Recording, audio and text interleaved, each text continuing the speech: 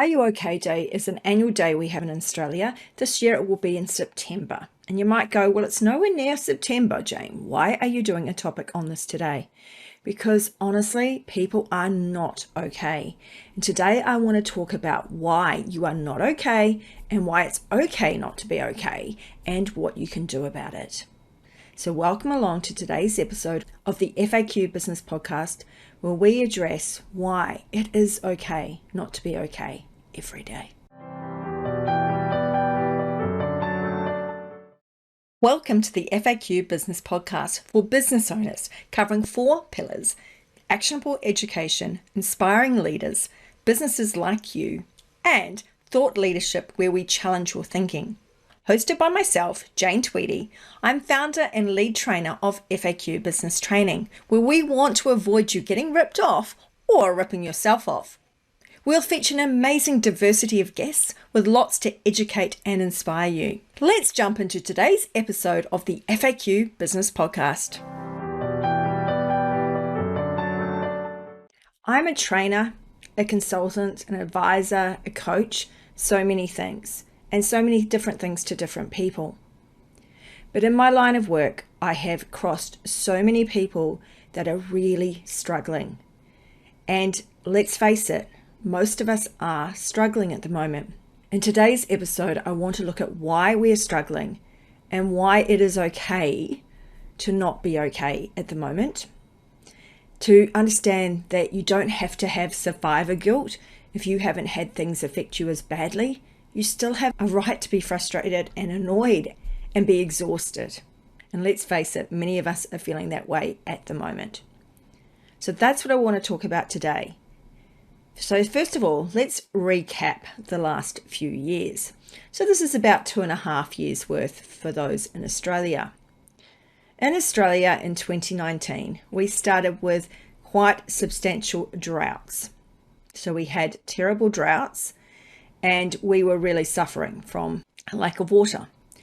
And then we had bushfires. Now, when the ground is tinder dry, when everything has the right conditions, bushfire takes off. And certainly California will understand this as well, because California experiences a lot of bushfire too.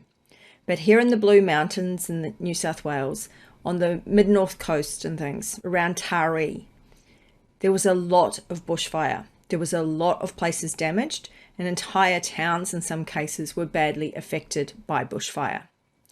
So we had that sort of towards the end of 2019 and the start of 2020. The Fires Near You app became the most important app on your phone. And it was terrifying because you could see fire on your horizon. You could see fire around you, even if you were in a city.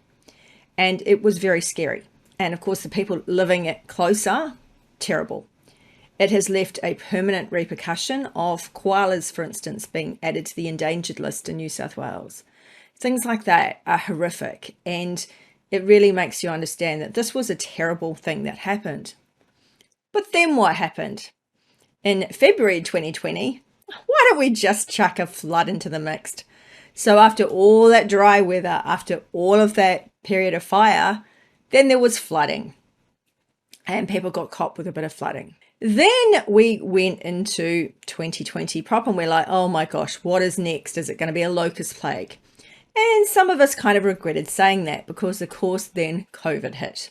And in March 2020, we went into our first lockdown here in Australia. In Australia, we took things with a high degree of caution and everything was locked down. So we had some of the toughest lockdowns in the world and some of the smallest case numbers in the world, which of course led to a huge amount of debate about whether this is even real. And obviously there is still a lot of conspiracy theorists and also a lot of, genuine concerns about freedoms and things like that. So I'm not saying that these people are right or wrong, but, it does sort of prove that we do rely on media a lot. So after this started happening, obviously different parts of the world reacted differently, and we had some horrific scenes being seen in parts of the world. In America, we had people being put in body bags and being dumped on an island. We had people in America and Italy and India and things dying in the streets in front of hospitals because they couldn't get in. It was absolutely horrific, right? So we went through all that lived experience. And a lot of people suffered. So a lot of people lost loved ones, not so much as I said in Australia, but overseas. But in Australia, we were losing our businesses, we were losing our jobs, we were losing our livelihoods. And so basically a crisis trifecta. So you had the financial crisis from the loss of jobs and loss of businesses and loss of custom. You had the health crisis created both by COVID itself, but also the huge mental health impact it was having. And then on top of that, you had the lifestyle crisis, the one that hasn't been talked about much, and certainly one that I talk about, because to me, the lifestyle crisis for a lot of us has actually had the bigger impact. So the lifestyle crisis is things like the fact that you were locked up, you couldn't go out beyond your suburb, you had to homeschool your children, you had to work from home, maybe you had your partner now working with you at home 24/7. This was a lot of change in your life and a lot of uncertainty in your life that caused a lot of stress. And that led to further things happening. So obviously that went on and off during 2020 and 2021 and now even into 2022. So that's been going on. But also remember May 2020, we had the Black Lives Matter movement. And so obviously that was huge in the US, but it still had repercussions in places like Australia. And it just added to the toll and it just added to the uncertainty. Do I as a business owner need to say something about this topic? Do I not? I don't know enough about it. I don't know what to say. Am I going to upset someone for saying the wrong thing? It was hugely problematic. And in fact, one of the groups that I was involved in, because it was a program I'd done years ago, was with Marie Forleo. And she had a program called B School. And she was absolutely vilified during the Black Lives Matter situation by a group of alumni students who were basically saying that she hadn't done enough to say anything about Black Lives Matters, to do anything about Black Lives Matters. And it made me very concerned because I deliberately not said anything about the topic because I didn't want to say the wrong thing. You know, because part of me has an attitude of all lives matter. But that was very derogatory to that particular movement because they're saying, yeah, that's great, all lives do matter, but at this particular point in time, Black Lives Matter is the topic and that's what we're focused on. And so it does get very difficult when you're trying to do the right thing and you genuinely want to do the right thing, but you don't know what to do or say. And to some extent, I think maybe Marie Forleo had that attitude because the thing was behind the scenes, she was doing a number of things involving the Black community in America. She was doing things to help people up and give people a hand up and all that sort of thing. And yet she was vilified to the point where this group that used to be an alumni group got cut from Marie Forleo completely. So that was really interesting to see that play out. So the trouble with these things is we can't just ignore them. We can't just ignore what's going on around us because we can get caught up and swept up in it. So we almost have to have an opinion on things, which again can be very difficult. And I did some Aboriginal awareness training last year. And one thing that was in that was the fact that it's okay not to get it right, as long as you kind of own up when you don't get it right, and as long as you try to get it right, like make an effort to do the right thing. But, you know, so don't make token gestures and token comments if you don't mean them or believe them, but genuinely put something out there that you do. The other thing that I did in 2020 was I did mental health first aid training. And I was very grateful to be given the opportunity to do that program at no cost, thanks to my involvement in the Business Connect program. But it was something that became very apparent that we were becoming very much more, I won't say counselors, but we were certainly being sought counsel from, and we have to know our barriers, okay? So we do need to have awareness of when mental health issues are cropping up for people. And we do need to then say to them, hey, look, you need to go see a psychologist. You need to see a counselor, a professional mental health person. I can just see the symptoms and the signs, can see that you're under stress, and I can suggest programs for you to go use. So very much like normal first aid, you know, I'm not going to go and do spinal surgery on somebody. I can work out they potentially have a broken back, but I'm not going to actually resolve the problem. So these are all things to bear in mind. So all of this has happened. And then during 2021, Australia was also inflicted with a thing called the mouse plague. Those in inner Australia, on those big, dry, barren farmlands and things, they found that they got this horrific mouse plague. And I'm talking tens of thousands of mice running around. Absolutely horrific. And it was edging closer and closer and closer towards like Blue Mountains in Western Sydney. You were like, oh my gosh, because it was the last thing we needed to have that on top. But the mouse plague was pretty horrific because it took out things like power. The mice were eating through everything. They were eating through wires, they were eating through crops. So they caused a lot of pressure and then financial pressure on farmers and things as well, who had already suffered it tough after drought, fires potentially, and then the COVID situation. There was also some flooding in 2021, but in 2022, let's just go the next step. We have had another weather event this summer. The La Nina weather event has happened to us again this year. What that means is a lot of rain. So we had a really wet summer. In fact, for us this weekend, daylight savings just finished and I feel so ripped off. It felt like we didn't even have a summer at all.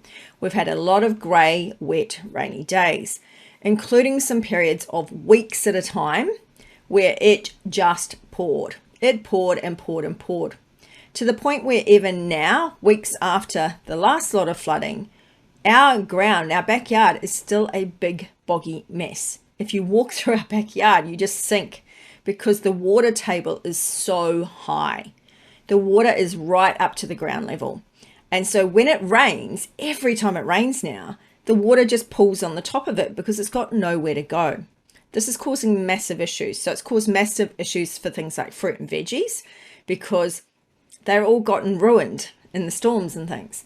And then the flooding. So the cost of fruit and veggies has gone through the roof. Things have gone up sort of 3, 4, 5 times in price.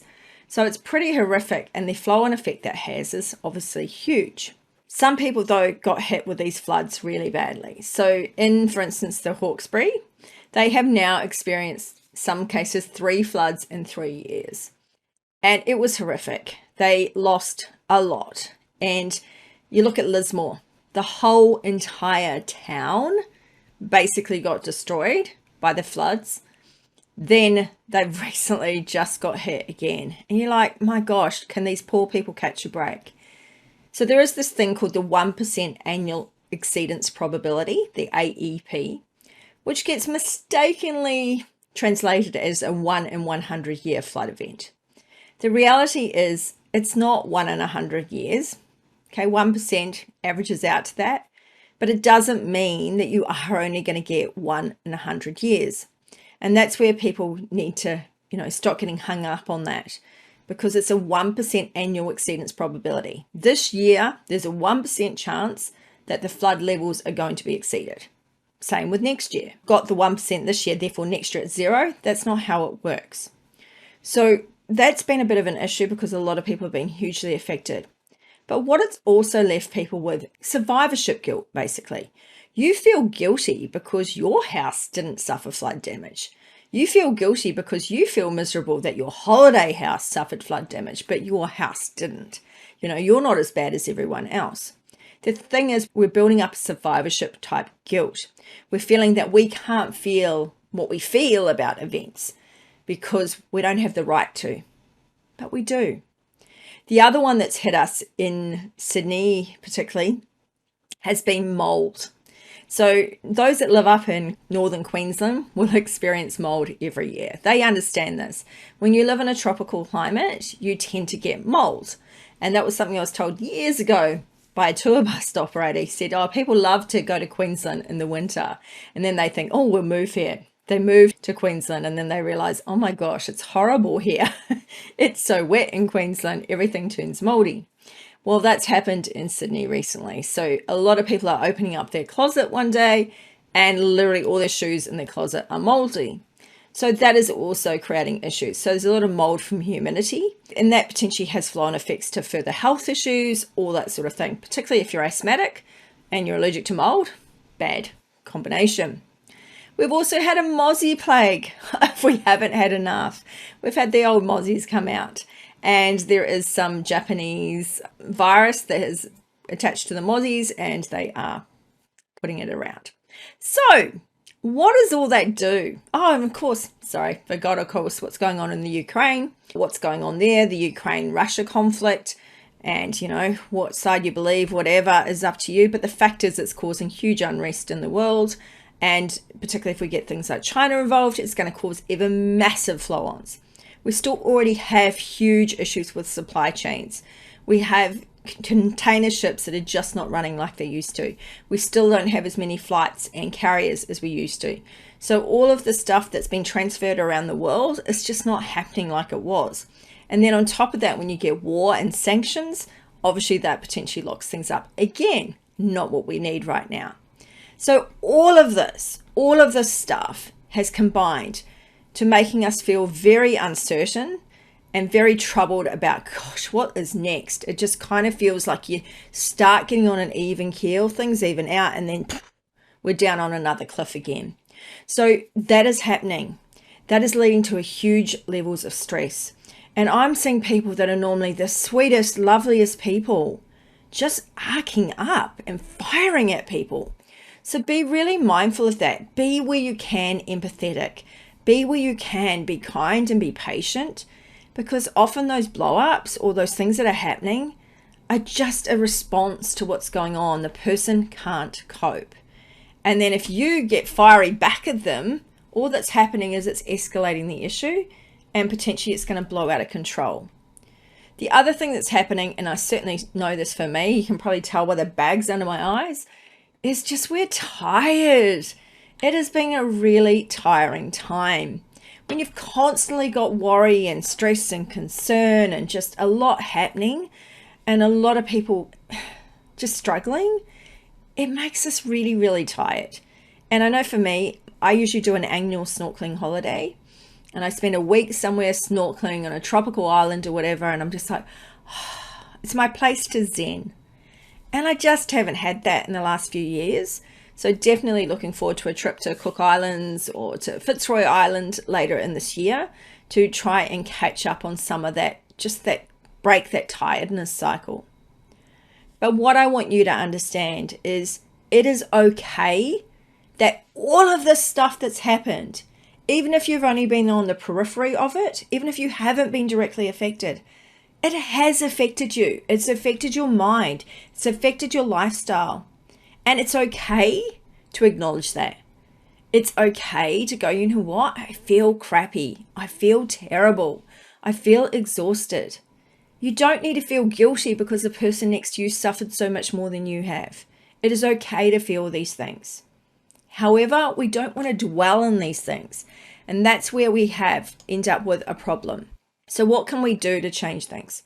If you are really struggling with your mental health, if you notice that you've started withdrawing from activities you like to do, if you are not engaging with people that you would normally engage with and things like that, please try and make sure that you do. And if you don't and you don't feel willing or able to, please check out mental health resources. In Australia, we have some amazing resources available to you, and some specifically for business owners. So Beyond Blue has a specific program for small business owners. It's a series of 6 advisory sessions with somebody, and it talks about effectively mental health in business. So please do that. Black Dog Institute has some great sessions for employers and things like that as well. We have other organizations, Heads Up, Ahead for Business, Mental Health at Work in New South Wales. There's lots and lots of services. And if you are ever feeling at all suicidal, that you want to end your life, please reach out to Lifeline. These were talked about extensively way back in my Tea Time Tip 11 and also in my blog about Are You OK Day. So please check out one of those resources if you want further information about how to go and deal with any mental health issues that you're having. But the reality is you need to understand how you are feeling, accept that it's okay to feel that way, and then focus on what you can control. The future is in your hands. Your past leads you to where you are today. What you do today will lead you forward to your future. You need to work out what you can control. You can't control whether or not we have another lockdown. Now, you might be able to influence things because you choose who you vote in the next election, for instance. So you can influence, you have a circle of influence, but you also have a circle of control. Our aim is to focus on what we can control, not on what we can't control. How we think affects how we feel and how we act.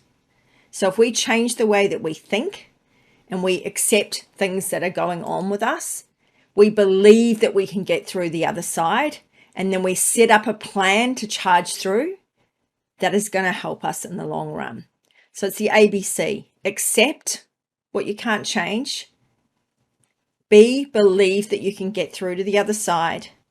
And C, charge through and set a plan of attack. These things will help you to get through. If you are suffering with mental health issues, please reach out to your GP or a mental health practitioner, psychologist, counselor, or whatever. Or at least just talk to a friend. Talk to someone who knows you and knows whether you're out of character or not. Because that is one of the key things we're taught in mental health first aid, is to chat with the person and find out, are they seeming off?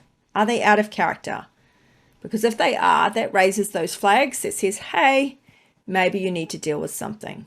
Are You Okay Day is not just reserved for the annual day we have each year. We need to every day look at ourselves and ask, am I okay? We need to look at the people around us and ask them, are you okay? And if they say to you, yeah, fine, but they obviously are telling you in their tone, in their voice, in their demeanor, in their body language that they're not fine, question them further. It really doesn't appear you're fine. Are you sure there's not something you want to let me know? Ask them more questions. What's the worst they can do? Walk away? So please ask people. Please try and get to the bottom of it. And remember, it is okay not to be okay at the moment. But let's work together to work a way out of this so that we can be much happier, much more resourceful people, and get that resilience to keep us going. Thank you for listening in today. I know it was a bit heavy, but I hope that it's made you think a little bit. It's just one of our thought leadership type episodes where we're just trying to get you to think a little deeper and think, am I actually okay? Are there things that I could do to help myself or help others? And let us all move forward together. Thank you for listening in. I'm Jane Tweedy. I was the host today of the FAQ Business Podcast. We hope to have you listen in again soon.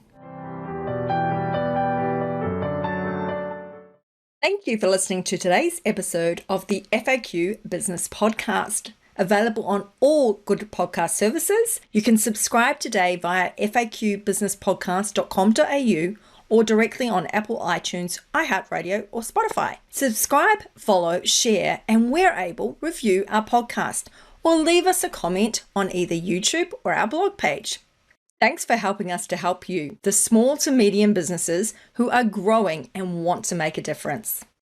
Look forward to connecting with you again on the next episode of the FAQ Business Podcast.